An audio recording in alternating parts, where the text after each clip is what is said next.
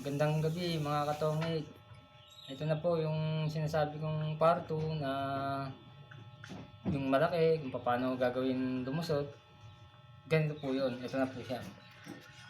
Halimbawa mga idol, ito yung card na dumating sa inyo.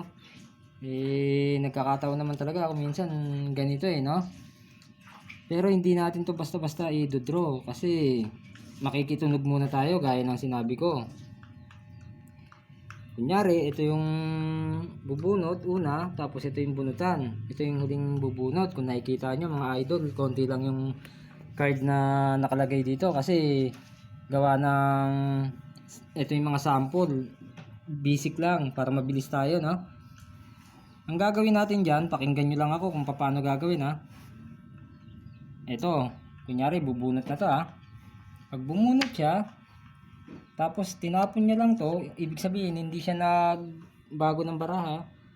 Nagtapon bunot lang siya.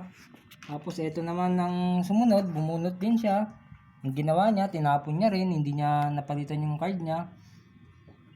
Sa madaling salita, 80% na malaki pa yung baraha nila. Kaya pagdating sa mga idol, ito, pagdating dito, kung hindi ako nagkakamali, mga 40 mahigit pa yung bilang ito, medyo malaki pa, no? Ito-draw nyo na kagad yan. Ngayon, ang gagawin niyan, siguro, baka sabay pa silang umatras. Kasi nga, malaki pa sila. Pero kung iniisip nyo na lalaban sila, malabo pong mangyari yon. Kasi, kung lalaban sila, hindi na makakarating sa'yo. Una pa lang, dodrawang ka na nila. Mauuna na sila. Hindi nakakaabot sa'yo. Ganun po yun mga idol. Kaya sana, meron kayo natutunan kahit pa paano. Kaya eto pa isa. Ganito naman mga idol. Puro sample lang to halimbawa, pero nangyayari din to pag dumating ng pagkakataon Kunyari ganito no mga idol. Ito yung baraha mo no. Ito yung bunutan. Tapos kunwari ang baraha nila ganito no. Puro shortcut na lang gagawin natin na idol para ano mga idol, mabilis tayo. Kunyari yan mga idol tapos itong baraha mo, last bunot ka idol, alam mo yan. Kunwari wala kang joker no, tapos wala ka na rin jack, dalawang king, wala na, natapon na, lumagpas na sa'yo mga idol. Sa madaling salita, sabog na yung baraha mo. Ngayon, para lumusot to, ganito na lang gagawin natin. Ang tapon dyan, halimbawa, ikaw ang magtatapon, last bunot ka, alas.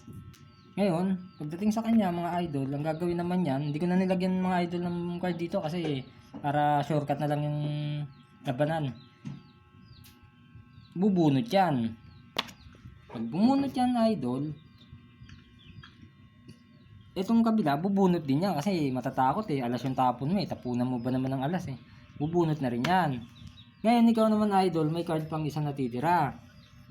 Syempre, alam mo sa sarili mo na talo ka na sa bilangan, ang gagawin natin, dodraw mo na naman ulit yan. Ganun lang ang gagawin dyan. Syempre, kung bumilang lang to ng mga 8, tapos ito sa kabila, sabihin na natin 7 o 6, aatras na rin yan mga idol kasi alas yung tapon mo Ganun po yan idol, lulusot na rin po to mga idol. Kaya sana meron kayo natutunan kahit konti. Alam ko maraming nakakaintindi dyan kasi magaling pero para din to sa mga naglalaro lang ng libang-libang, para lang din yan sa hindi pa nakakaalam.